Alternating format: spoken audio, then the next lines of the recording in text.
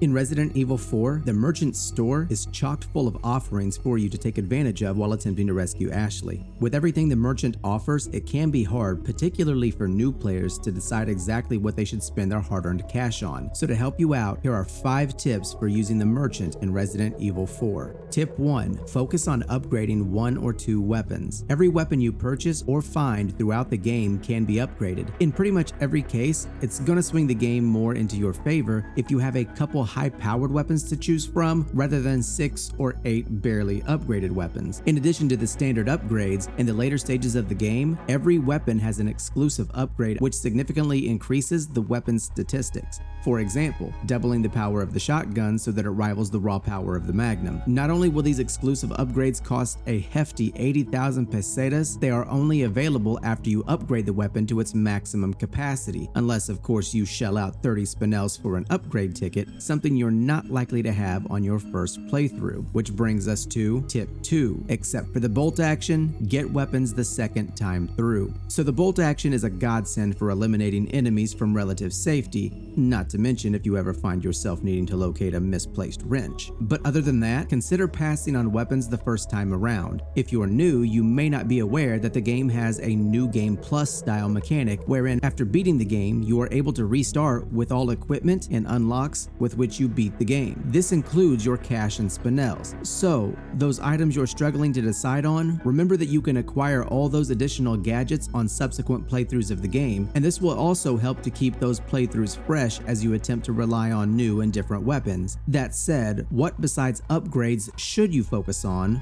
your first playthrough? Before we get into that, if you do like these tips so far, please boop the buttons, like and subscribe so that I know you all would like to see similar content in the future. Now, with that out of the way, tip 3. Praise the flash grenade recipe. So all recipes are good, but the flash grenade really stands above the rest. While the game doesn't come right out and say it, one of the notes that you find in the early stages of the game does insinuate the importance of flash grenades, mentioning certain enemies' weakness to bright light. Indeed, when enemies find themselves sprouting parasitic appendages in place of their recently removed heads, they become bullet sponges, requiring several more shots to finish. This can be eliminated with a single flash grenade, which instantly kills any exposed parasites in all of their forms that you will see throughout the game. While 5 gunpowder may seem like a lot to use for a single shot, this can be more than a fair trade considering how much you may use up attempting to get rid of them via standard firearms, especially if there are 2 or 3 of them in a group. Tip 4. Always get the treasure maps. The game has 3 large maps: the village, the castle, and the island. When you visit the merchant for the first time at any of these locations, he will give you a new treasure map available for that area via trade-in. Yep, that means it will require spinels, not pesetas. However, these are very cheap items, so even completing a single request per map is going to be more than enough. These treasure maps do exactly as their name suggests, and it will greatly assist you in your quest to maximize your weapon upgrades. Tip 5. Get body armor as soon as it's available. In Chapter 8, the merchant will provide a new item for sale: body armor. This is one of the best single items in the game for shifting the balance in your favor. Like the knife, it can be repaired each time you go to the merchant, and as long as you have durability remaining, it will completely prevent damage from projectile and explosive attacks and significantly reduce damage from melee attacks. Essentially, having fully repaired body armor is like having a second health bar, and as you start getting into the later stages of the game, this can easily make the difference between life and death. And here's a bonus tip: 80,000 pesetas will remove any roadblock. The rocket launcher description states that it's powerful, but does not explain just how powerful. The rocket launcher can destroy any enemy, yes, including bosses, in a single shot. So if you're ever worried about truly being stuck at a certain point in the game, or you just want to finish the game in style, keeping 80,000 pesetas will make it happen. Oh,